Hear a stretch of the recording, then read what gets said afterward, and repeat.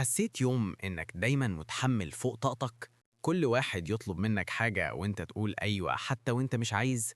خليك صريح مع نفسك. قول لأ، مش غلط. بالعكس، ده سر الناس اللي دايما ناجحين ومرتاحين. إنت مش كسول ولا ضعيف ولا مش قادر. المشكلة مش فيك، المشكلة في إنك ما تعلمتش تقول لأ.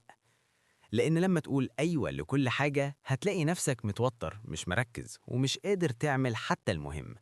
النهاردة هعلمك إزاي تقول لأ بسهولة، بدون إحراج، وتحافظ على وقتك وطاقتك. ابدأ يومك بتحديد أولوياتك. قبل ما تفتح الموبايل أو ترد على أي حد، اسأل نفسك: ده فعلا مهم بالنسبة لي النهاردة؟ لو الإجابة لأ، قول لأ.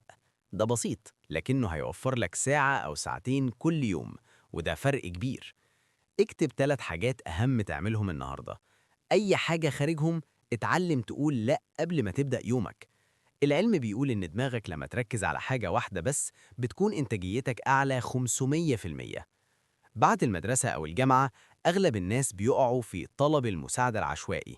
صحابك يطلبوا فيفرز أو محاضرك يديك مشاريع إضافية وإنت تقول أيوة. تعلم تقول لأ بطريقة لطيفة: مش هقدر دلوقتي، عندي حاجات مهمة لازم أخلصها. استخدم جملة واحدة بسيطة بدل أعذار طويلة. اتدرب تقولها بصوتك الطبيعي، مش متوتر. صاحبي كان دايما يقول أيوة لكل حاجة. النتيجة: تعب مستمر، درجات مش كويسة، ومزاج تعبان. أول ما بدأ يقول لأ، حصل له تغيير رهيب. وقت فراغه اتضاعف، ومركز أكتر على الدراسة ومبسوط أكتر. قبل ما تنام اسأل نفسك: أنا اليوم ده قلت أيوة لإيه؟ هل كان لازم؟ ده هيساعدك تلاحظ نمطك وتتعلم تقول لأ بسهولة أكتر كل يوم. اكتب في ورقة حاجتين قلت لأ ليهم النهاردة وكان مفيد. شوف الفرق بين الأيام اللي قلت فيها أيوة لكل حاجة والأيام اللي قلت فيها لأ. الدماغ البشري بيتعلم بالعادات، وكل ما تقول لأ صح هتلاقي نفسك طبيعياً تقول لأ في المواقف الجديدة بدون قلق. أنا فاهم، صعب تحس إنك زعلان حد أو خايب ظنه لما تقول لأ، بس الحقيقة كل الناس بتحترم اللي عنده حدود واضحة. لما تحافظ على وقتك وطاقة دماغك، انت مش بس بتحمي نفسك، لكن بتقدر تساعد الآخرين بفاعلية أكتر.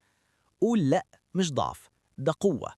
ابدأ بخطوات صغيرة، الصبح، بعد الظهر، بالليل، وكل يوم هتحس فرق كبير في تركيزك وراحتك.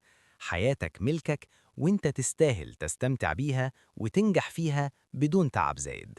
لو عجبك الفيديو، دوس لايك واشترك في القناة، وشارك مع صاحبك اللي دايما بيقول أيوة لكل حاجة. افتكر، قول لأ صح، وحياتك هتتغير للأحسن.